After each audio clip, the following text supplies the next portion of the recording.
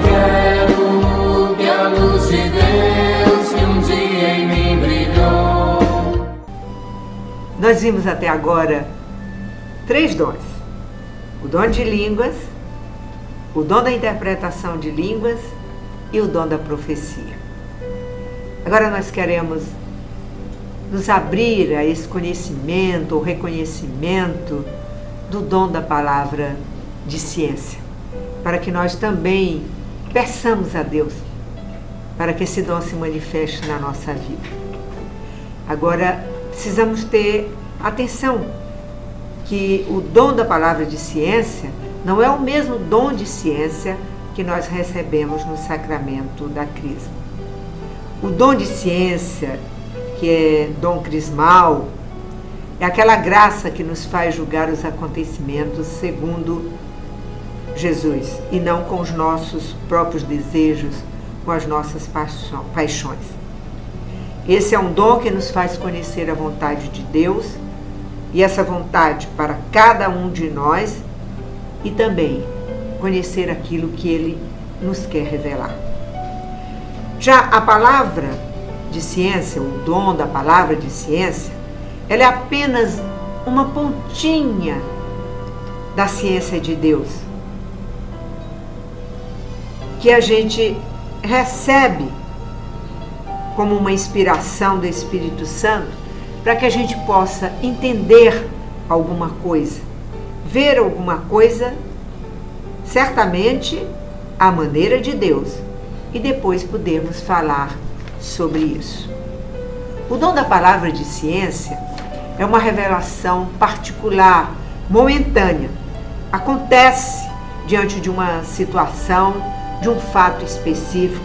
Acontece, por exemplo, numa oração que se está fazendo por uma pessoa.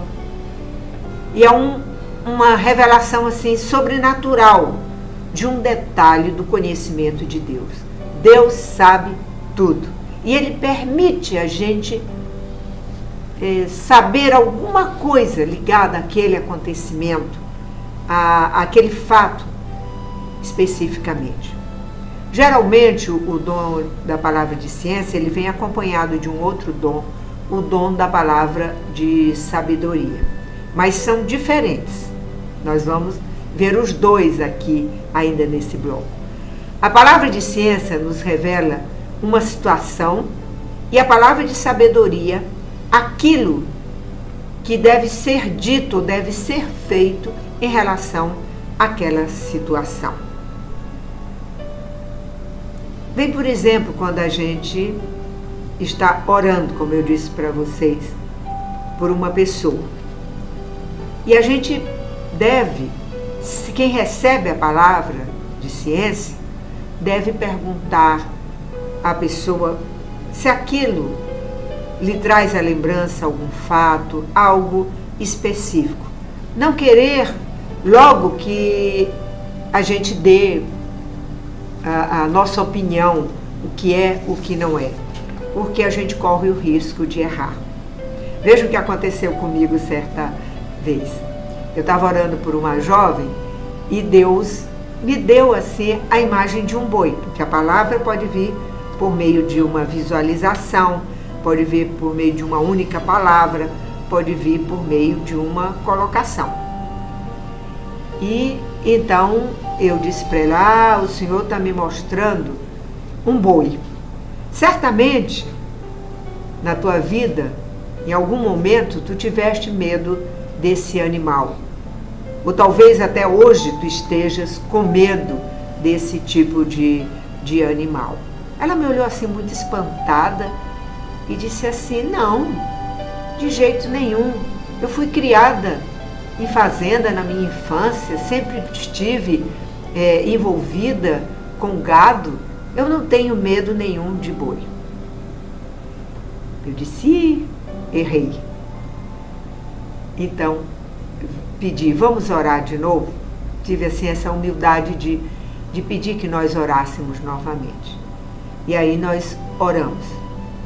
E eu pedi ao Senhor, Senhor, mostra para ela o que pode significar esse boi na sua vida. Quando nós estávamos orando, me veio uma outra palavra de ciência também por meio de uma visualização. Uma balança. Mas dessa vez eu não me atrevi a falar nada para ela, dizer o que eu pensava que podia ser ou não. Eu simplesmente disse para ela, olha, o que o Senhor está me mostrando é uma balança. Aí então ela olhou para mim assim e disse, já sei o que significa o boi e a balança. Ela era uma moça bonita, jovem, mas bem gorducha. E ela então disse, eu tenho um verdadeiro trauma por causa do meu peso estar acima do que eu devo ter. E então acho que o Senhor está me mostrando que isso é a causa da minha tristeza, de eu viver sem vontade de fazer muita coisa por causa dessa minha gordura. Nós então oramos novamente e pedimos ao Senhor que o Senhor se manifestasse para dar uma palavra para ela de conforto, de exortação. E o Senhor então falou, olha minha filha, você deve buscar quem pode lhe ajudar para você poder perder os quilos que são necessários, porque isso está lhe causando tristeza, e muito mais que tristeza, isso está prejudicando a sua saúde. Eu hoje te dou a graça de tu poderes realmente fazer aquilo que é necessário para ficares curada. Ela então suspirou e disse, eu vou fazer isso, eu vou procurar um médico e se ele me passar alguma dieta, alguma coisa que eu tenha que fazer, eu vou fazer. E realmente ela conseguiu fazer isso. Deus estava querendo, ajudá-la naquele problema, naquela dificuldade. Talvez pareça uma coisa assim muito simples, você talvez aí esteja dizendo, mas isso é até uma bobagem. Não. Deus se preocupa conosco. Deus nos ama tanto que Ele nos quer ver felizes, alegres. Se a gordura estava trazendo tristeza para aquela menina, Deus ia querer que ela continuasse triste? Com o fato dela ter seguido as orientações médicas, ela voltou a ter alegria. E Deus certamente deu a ela a força para poder seguir aquilo que Ele lhe revelara. Eu aprendi uma lição, que eu não devo ser precipitada em dar logo a minha interpretação dos fatos. A não ser, claro, quando é numa oração comunitária, quando não há possibilidade da gente identificar a pessoa que está com o problema.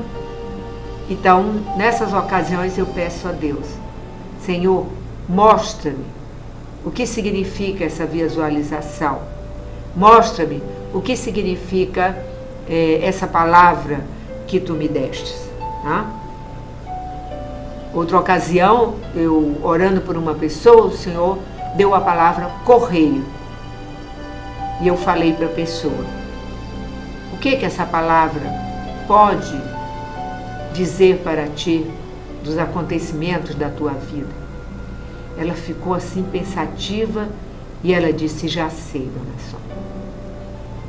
Eu estou há muito tempo longe do meu pai. Nunca mais, naquele tempo se usava o correio, hoje seria o WhatsApp. Nunca mais eu falei com meu pai.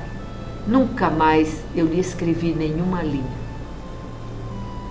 E eu sei que isso o deixa magoado, porque algumas pessoas que já vieram de onde ele estava me falaram a esse respeito. Mas Deus tocou de tal maneira aquela pessoa com relação a essa palavra de ciência, que naquele momento ela fez um propósito.